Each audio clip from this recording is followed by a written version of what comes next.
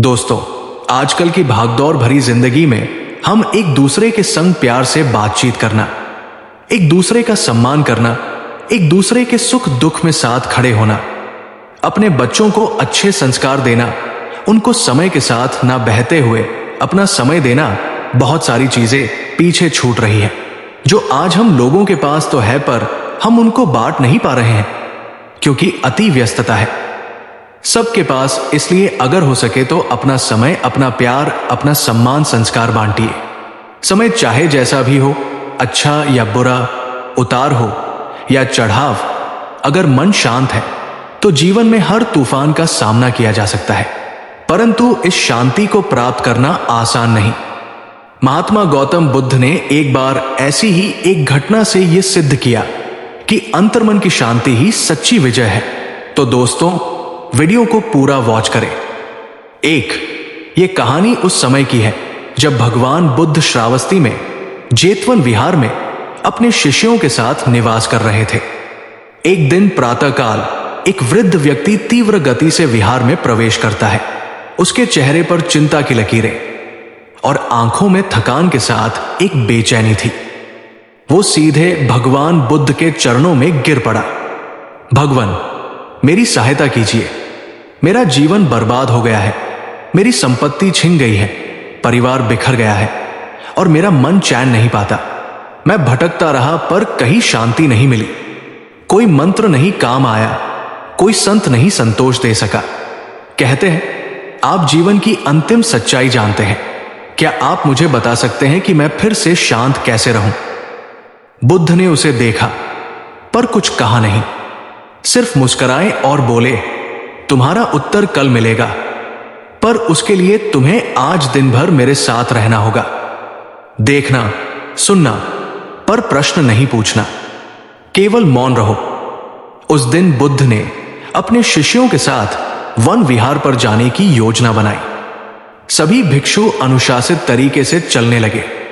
वृद्ध भी चुपचाप साथ हो लिया। थोड़ी ही दूर जाने के बाद तेज बारिश शुरू हो गई।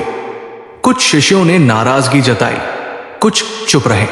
रास्ता कीचड़ में था और एक शिष्य का पांव फिसलकर कीचड़ में गिर पड़ा। वृद्ध ने देखा, बुद्ध सिर्फ मुस्कुराते रहे।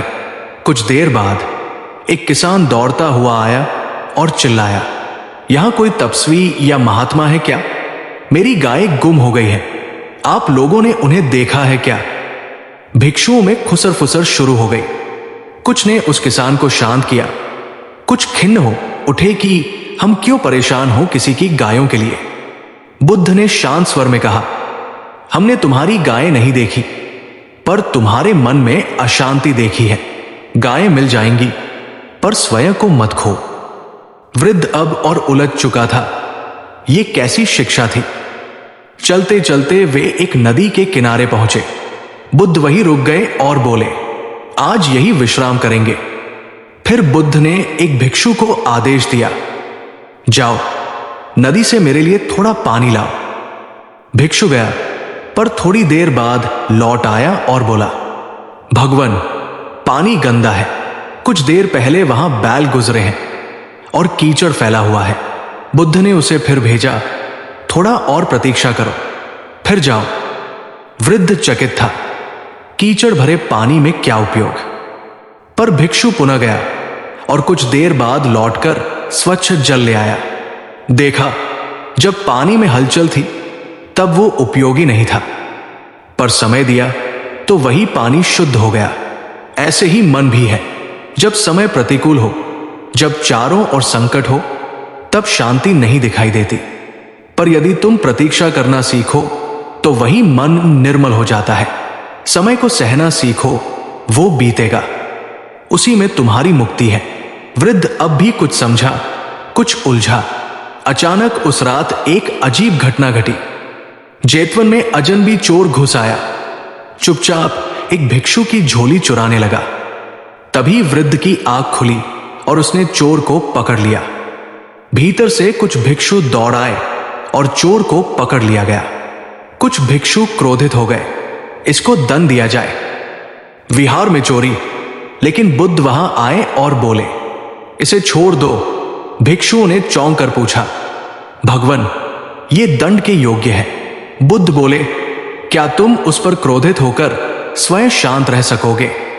फिर चोर की ओर देखा और बोले, तुम्हें जो चाहिए था वो तुमने लिया नहीं, पर तुम जो खोज रहे हो वो तुम अब भी नहीं पाए। क्या तुम जानना चाहते हो कि मन की तृष्णा से कैसे मुक्त हुआ जाए? चोर फूट फूट कर रो पड़ा, मैं जीवन भर दौड़ता रहा, लेकिन जो चाहिए था वो कभी नहीं मिला। बुद्ध बोले, क्योंकि तुमने समय से नहीं सीखा। समय जब कठिन था तुम भागे, समय जब सहज हुआ तुम चूक गए। जब तुम स्वयं को समझते हो तब समय तुम्हारे लिए साधन बन जाता है, बाधा नहीं। वृद्ध अब बुद्ध की बातें अंदर तक महसूस करने लगा। अगले दिन सुबह बुद्ध ने वृद्ध को अपने पास बुलाया। अब बताओ, तुम क्या जानना चाहते थे? वृद्ध ने कहा, भगवान, आपसे एक ही प्रश्न था। समय चाहे जैसा भी हो, मैं शांत कैसे रहूं? अब लगता है आपने उत्तर तो दे दिया, पर मैं शब्दों में नहीं समझ पा रहा। बुद्ध बोले, यदि तुम जानना चाहते हो कि जल में कमल कैसे खिला करता है, तो क्या तुम्हें मिट्टी, पानी, धूप और धैर्य को समझना नहीं होगा?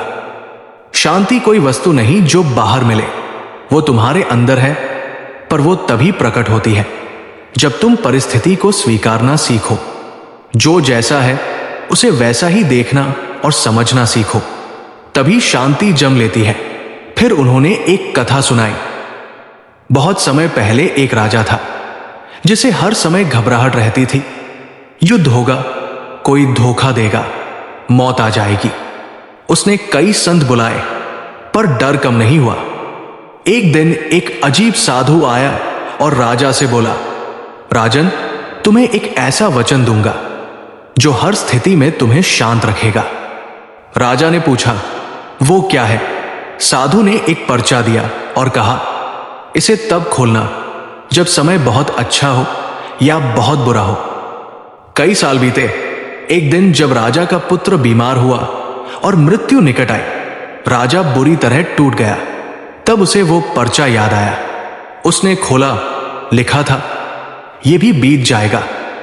राजा कुछ देर स्तब्ध रहा, फिर मुस्कराया, और जब समय बदला, पुत्र स्वस्थ हुआ, राज्य समृद्ध हुआ, लोग जय जयकार करने लगे। राजा ने फिर से वो पर्चा देखा, वही शब्द, ये भी बीत जाएगा। जो समय के साथ बहता है वो डूबता है, जो समय को स्वीकारता है वो तैरता है, और जो समय के पार चला जाता है वही शांत होता है। वृद्ध की आंखें अब नम थी, लेकिन मन एकदम शांत। वो उठकर बोला, भगवान, मैंने जीवन में पहली बार मौन का अर्थ समझा है। बुद्ध मुस्कुराए और बोले, अब तुम किसी शांति की खोज में नहीं, बल्कि स्वयं शांति बन गए हो। जब समय विपरीत हो तो भीतर की शांति ही हमारा सबसे बड़ा सहारा होती है। महात्मा बुद्ध हमें सिखाते हैं कि शांति कोई गंतव्य नहीं, वो एक अवस्था है जो तब आती है जब हम जीवन की हर स्थिति को स्वीकारना सीखते हैं। यही जीवन का रहस्य है। ये भी बीत जाएगा। दोस्तों, वीडियो को लाइक भी करते चले। कुछ दिन बीत गए। वो वृद्ध अब हर प्रवचन में सबसे पहले आता, शांत बैठता, ध्यान करता और बुद्ध की हर बात को मन में उतारता। परंतु जीवन में परीक्षा बिना शांति स्थायी नहीं होती। एक दिन श्रावस्ती में एक भीषण संकट आया। नगर में अफवाह फैल गई कि बुद्ध की शिक्षाओं के कारण लोग गृहस्थ जीवन त्याग रहे हैं, व्यापार बंद हो रहे हैं और राज्य का संतुलन बिगड़ रहा है। नगर का एक प्रभावशाली ब्राह्मण, जो बुद्ध के विरोधी थे, ने सभा बुलाई और कहा, बुद्ध का ये शांति और वैराग्य का मार्ग हमें निष्क्रिय बना देगा। ये तो पलायन है, जीवन तो संघर्ष है। बुद्ध को नगर से निष्कासित किया जाना चाहिए। भीड़ भड़क उठी, जुलूस निकाला गया, नारे लगे, बुद्ध वापस जाओ। वृद्ध, जो अब स्वयं को बुद्ध के चरणों में समर्पित मान चुका था, यह दृश्य देखकर घबरा गया। उसका मन फिर अशांत होने लगा। यह सब गलत है। अगर वे बुद्ध को ही नहीं समझ सके तो मैं कैसे समझ पाऊंगा? उसका मन अब द्वंद्व में था। क्या बुद्ध वाकई सच्चे हैं? क्या संसार के लिए शांति से बढ़कर भी कुछ है? जब यह विद्रोह बुद्ध तक पहुंचा, उनके कुछ भिक्षु चिंतित हो उठे। भगवान, हमें नगर छोड़ देना चाहिए। लोग अब विरोध में हैं। भगवान, क्या हम सभा बुलाकर उत्तर नहीं देंगे? लेकिन बुद्ध शांत रहे। उनकी आंखें बंद थी, चेहरा स्थिर। वृद्ध ये देखकर और भी हैरान हुआ। वो सोचने लगा, ये कैसा व्यवहार है? जब हर कोई तुम्हारे विरुद्ध है, तब भी तुम कुछ नहीं कहते। उस रात वृद्ध ने बुद्ध के पास जाकर पूछ ही लिया, भगवान, लोग आपको गालियां दे रहे हैं, आपका अपमान कर रहे हैं, और आप मौन हैं। क्या यह पलायन नहीं? बुद्ध ने आंखें खोली, वृद्ध की आंखों में देखा और शांत स्वर में बोले, यदि कोई तुम्हें उपहार दे और तुम उसे स्वीकार न करो, तो वो उपहार किसका रहा? वृद्ध चुप। बुद्ध बोले, गाली, द्वेष, आरोप, ये सभी मन की क्रियाएं हैं। यदि मैं उन्हें स्वीकार कर लूं, तो वो मेरे हो जाएंगे। लेकिन यदि मैं उन्हें बस एक चलती हवा की तरह देखूं, तो क्या वे मुझे छू पाएंगे? जैसे नदी में बहता पत्ता जल को गंदा नहीं कर सकता यदि जल गहरा हो, वैसे ही यदि मन स्थिर है तो कोई भी शब्द, कोई भी तूफान उसे विचलित नहीं कर सकता। अगले दिन नगर में सभा बुलाई गई। निर्णय लिया गया कि बुद्ध को नगर छोड़ना होगा। बुद्ध ने मुस्कुराकर कहा, मैं कल प्रातः नगर छोड़ दूंगा। इस उत्तर से शत्रु प्रसन्न हुए, पर भिक्षु और अनुयायी शोक में डूब गए। रात को एक युवा भिक्षु आनंद, जो बुद्ध के अत्यंत प्रिय थे, ने कहा, भगवान, आप सब कुछ छोड़ सकते हैं, पर क्या अन्याय का विरोध भी नहीं करेंगे? बुद्ध ने उत्तर दिया, विरोध वह करता है जो भीतर से डरा हुआ हो। जो भीतर शांत हो, वो परिवर्तन के लिए प्रतीक्षा करता है, धैर्य से, प्रेम से। शांति केवल आत्मरक्षा नहीं, वो परिवर्तन की सबसे शक्तिशाली शक्ति है। और वही हुआ। सुबह जब बुद्ध नगर छोड़ने लगे, हजारों लोग उन्हें रोकने दौड़े आए। एक वृद्ध महिला बोली, मैंने पूरी रात सोचकर बिताई, अगर आप चले गए तो यह नगर सच में अंधकार में डूब जाएगा। ब्राह्मण, जो विरोधी था, वो भी सामने आया और बोला, मैंने तुम्हारे मौन में उत्तर सुना। तुम सच में पलायन नहीं कर रहे, तुम तो हमें आईना दिखा रहे हो। बुद्ध रुके, फिर बोले, यदि कोई तुमसे कहे मैं तुमसे घृणा करता हूं, तो क्या तुम स्वयं को बदल लोगे या उसका कारण खोजोगे? जीवन में हर कटुता एक प्रश्न है। तुम यदि शांत हो तो उत्तर बन सकते हो। उस दिन नगर ने एक नया अध्याय लिखा। बुद्ध को न केवल रहने दिया गया, बल्कि उनका एक विशाल प्रवचन भी आयोजित किया गया, जहां उन्होंने सम्यक ध्यान और सम्यक मौन की शिक्षा दी। वृद्ध, जो एक सामान्य संदेह लेकर जेतवन आया था, अब संन्यास ले चुका था। अब उसका नाम था सुभद्र भिक्षु। उसे अब समझ आ गया था कि समय अच्छा हो या बुरा, लोग साथ हो या विरोध में, जीवन सरल हो या जटिल, यदि मन स्थिर है तो जीवन स्वयं ही सरल हो जाता है।